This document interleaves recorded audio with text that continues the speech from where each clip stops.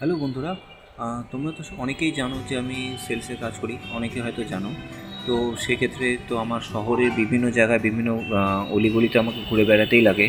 তো আজকে ঘুরতে ঘুরতে বাঘাযতীন কলোনিতে, মানে আমাদের শিলিগুড়ি বাঘাযতীন কলোনিতে একটি জায়গায় চলে এসেছি, যেখানে একটি খুব সুন্দর মন্দির আমার চোখে পড়েছে, যা এতদিন আমার চোখে পড়েনি। আজকে হঠাৎ করে কোনোভাবে মন্দিরটা আমার চোখে পড়লো।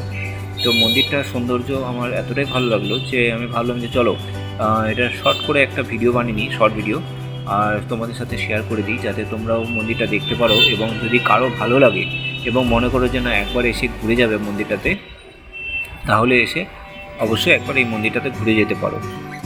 আমি যখন এসেছি তখন মন্দিরটা মানে বন্ধ, কেননা মোটামুটি আমি সকালের দিকে এসেছি। তো এখন মন্দিরটা বন্ধ।